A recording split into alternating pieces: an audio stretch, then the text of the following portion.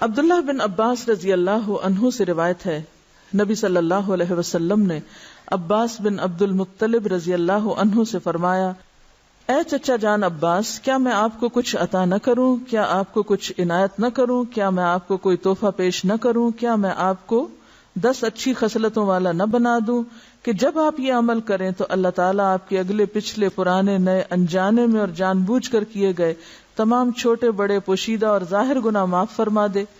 وہ یہ ہے کہ آپ 4 رکعات نفل اس طرح ادا کریں کہ ہر رکعت میں سورۃ فاتحہ اور کوئی دوسری سورت پڑھیں۔ جب آپ اس قرات سے فارغ ہو جائیں تو قیام کی حالت میں ہی یہ کلمات 15 بار پڑھیں، یعنی قرات کر کے سورۃ الفاتحہ پڑھ کے سبحان اللہ والحمد للہ ولا الہ الا اللہ واللہ اکبر۔ پھر آپ رکوع میں جائیں، تسبیحات رکوع سے فارغ ہو کر رکوع میں ہی ان کلمات کو 10 بار دہرائیں، پھر رکوع سے اٹھ جائیں اور سمع اللہ لمن حمدہ وغیرہ سے فارغ ہو کر 10 بار یہی کلمات پڑھیں، پھر سجدے میں جائیں، سجدے کی دعائیں پڑھنے کے بعد یہی کلمات 10 بار پڑھیں، پھر سجدے سے سر اٹھائیں اور جلسہ میں جو دعائیں ہیں وہ پڑھ کے 10 بار انہی کلمات کو دہرائیں، پھر دوسرے سجدے میں چلے جائیں، پہلے سجدے کی طرح 10 بار پھر اس تسبیح کو ادا کریں، پھر سجدے سے سر اٹھائیں اور جلسہ استراحت میں کچھ اور پڑھے بغیر 10 بار اس تسبیح کو دہرائیں۔ ایک رکعت میں کل 75 تسبیحات ہوئی، اسی طرح 4 رکعات میں یہ عمل دہرائیں۔ اگر آپ طاقت رکھتے ہو تو نماز تسبیح روزانہ 1 بار پڑھیں، اگر آپ ایسا نہ کر سکتے ہو تو ہر جمعہ 1 بار پڑھیں، یہ نہ کر سکتے ہو تو ہر مہینے میں 1 بار پڑھیں، یہ بھی نہ کر سکیں تو سال میں 1 بار، اگر آپ سال میں بھی 1 بار نہ کر سکتے ہو تو زندگی میں 1 بار ضرور پڑھیں۔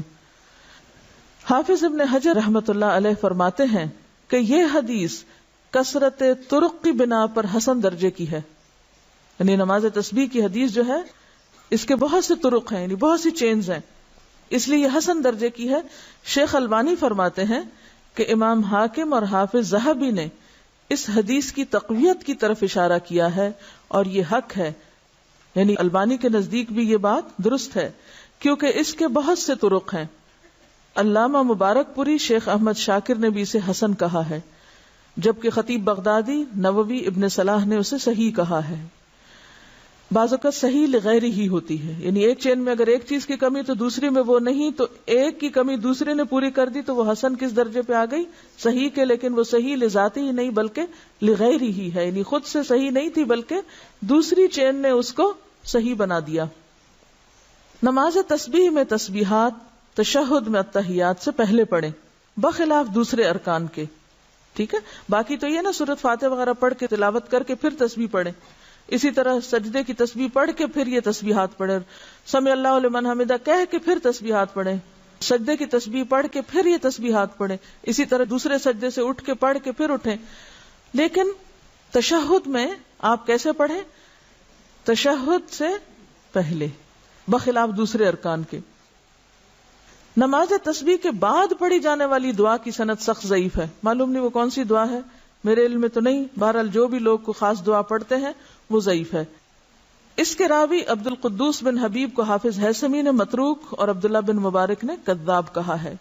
یاد رہے کہ اس حدیث شریف میں نماز تسبیح کو باجماعت ادا کرنے کا ذکر نہیں ہے، صرف انفرادی عمل کے طور پر نبی صلی اللہ علیہ وسلم نے اپنے چچا جان کو اس کی ترغیب دی ہے۔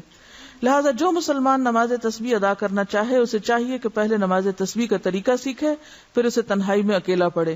یہ رویہ بھی انتہائی مہلک ہے کہ بندہ فرض نمازوں پہ تو توجہ نہ دے مگر نماز تسبیح ادا کرنے کے لیے ہمہ وقت بے تاب رہے۔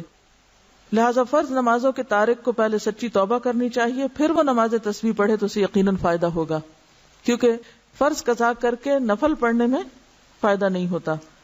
نفل اس وقت فائدہ مند ہوتے ہیں جب آپ فرض بھی پڑھ رہے ہو، تو بہت سے لوگ فرض تو پڑھتے نہیں اور کبھی کبھی صلاۃ و تسبیح پڑھ کے سمجھتے ہیں کہ سارے فرض ان کے ادا ہو گئے، جبکہ ایسا نہیں، فرض اپنی جگہ فرض ہے۔